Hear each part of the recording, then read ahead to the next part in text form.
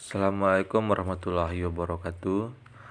Perkenalkan, nama saya Nono Suherman. Saya dari Fakultas Ilmu Komunikasi angkatan 2019 kelas Vkom 4A. Sini saya akan menjelaskan sedikit tentang kebebasan pers atau free freedom. Kebebasan pers.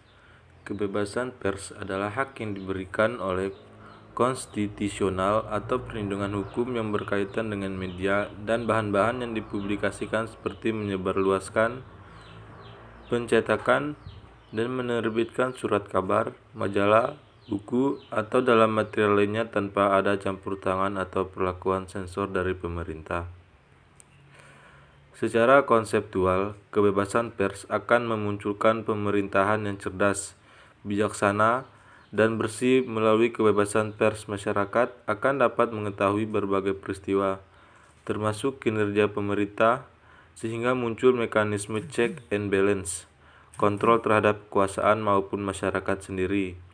Karena itu, media dapat dijuluki sebagai pilar keempat demokrasi, melengkapi eksekutif, legislatif, dan yudikatif. Kebebasan pers pada dasarnya bertujuan untuk meningkatkan kualitas demokrasi. Dengan kebebasan pers, media massa dimungkinkan untuk menyampaikan beragam informasi, sehingga memperkuat dan mendukung warga negara untuk. Pada tahun 1993, Sidang Umum Perserikatan Bangsa-Bangsa menetapkan 3 Mei sebagai hari untuk memperingati prinsip dasar kemerdekaan pers demi mengukur kebebasan pers di seluruh dunia.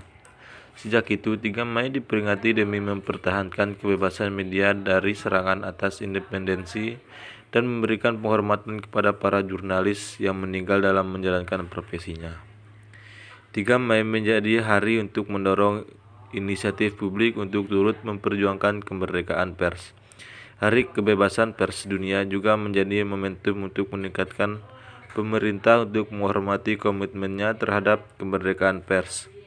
Pada 3 Mei itu pula, komunitas pers di seluruh dunia akan mempromosikan prinsip-prinsip dasar kebebasan pers dan untuk memberikan penghormatan kepada para wartawan yang gugur dalam tugasnya.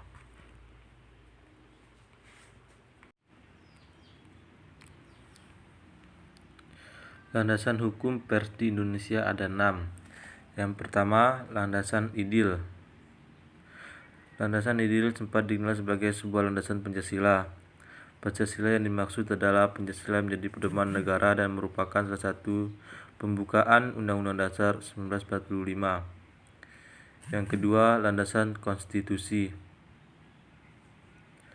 Landasan konstitusi adalah landasan yang mengutamakan Undang-Undang Dasar 1945 menggunakan landasan Pancasila sebagai peranan hukum pers di Indonesia tersebut.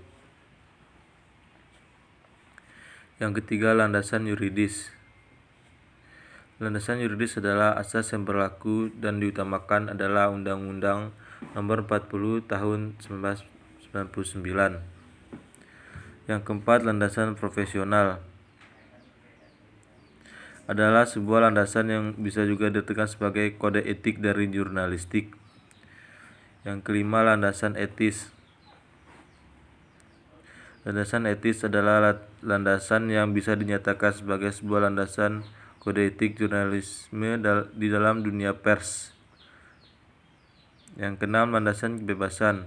Sesuai dengan Undang-Undang 1945 Pasal 28 dan 28F, maka ditetapkan kebebasan individu dalam mengolah, menyampaikan, atau menerima sebuah informasi.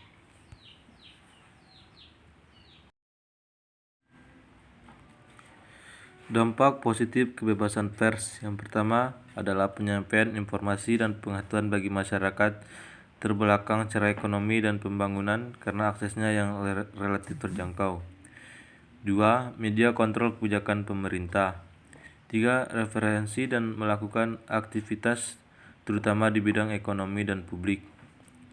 Dampak negatif kebebasan pers: manipulasi dan risiko penyampaian informasi yang bertentangan dengan nilai-nilai yang dijunjung Pancasila dan Undang-Undang Dasar 1945. 2. Sumber kepanikan dalam keadaan genting. Yang ketiga, intervensi privasi dalam kasus ekstrim. Mungkin itu saja yang bisa dapat saya sampaikan. Lebih kurangnya saya mohon maaf. Semoga video pembelajaran ini dapat bermanfaat bagi mereka yang membutuhkan. Assalamualaikum warahmatullahi wabarakatuh.